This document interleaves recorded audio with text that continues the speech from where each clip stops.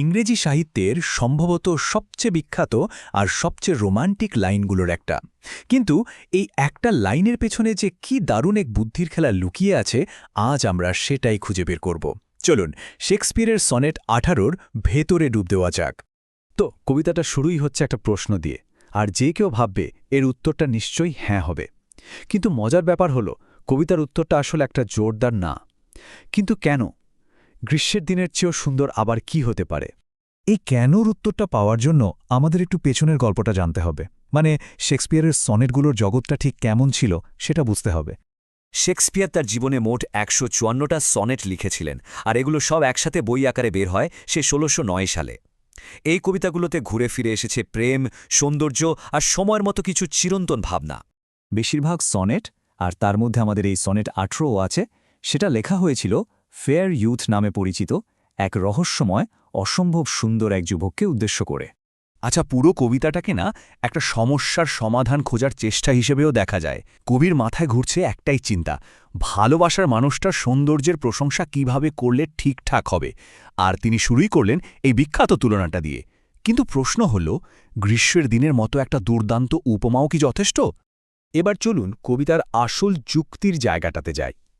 এখানেই কবি আমাদের বোঝাতে শুরু করেন কেন গ্রীষ্মের দিনের সাথে তুলনাটা আসলে একেবারেই ঠিক নয়, বরং বেশ কিছু খুঁত আছে এতে। দেখুন, কবিতার প্রথম 8 লাইনে কবি একের পর এক কারণ দেখাচ্ছেন। বলছেন, গ্রীষ্মকালে মাঝে মাঝে ঝড়ো বাতাস বয়, কিন্তু তার প্রিয়জন অনেক বেশি শান্ত, অনেক বেশি স্নিগ্ধ। আবার গ্রীষ্মের সময়টাও তো খুব অল্প দিনের, কিন্তু প্রিয়জনের সৌন্দর্য যেন অনন্তকালের।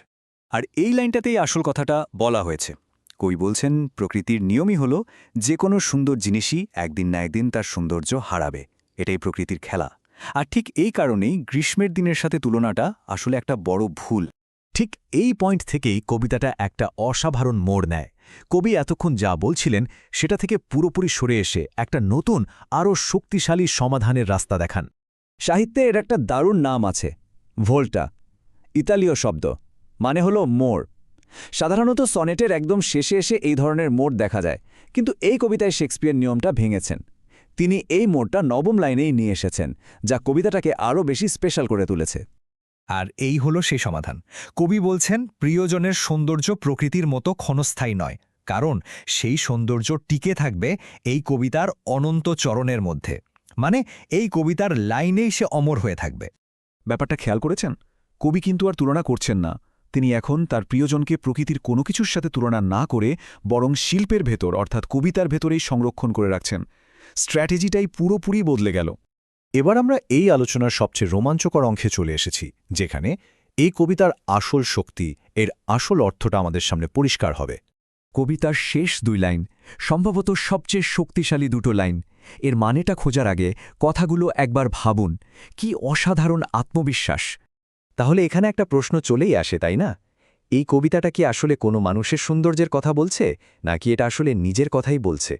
আর এটাই হলো এই কবিতার আসল জাদু। কবিতাটা শুধু কারো সৌন্দর্যের প্রশংসা করছে না, বরং এই কবিতাটাই সেই সৌন্দর্যকে অমর করে তৈরি করছে। কবিতার আসল বিষয়বস্তু হলো অমরত্ব দেওয়ার ক্ষেত্রে কবিতার নিজস্ব ক্ষমতা।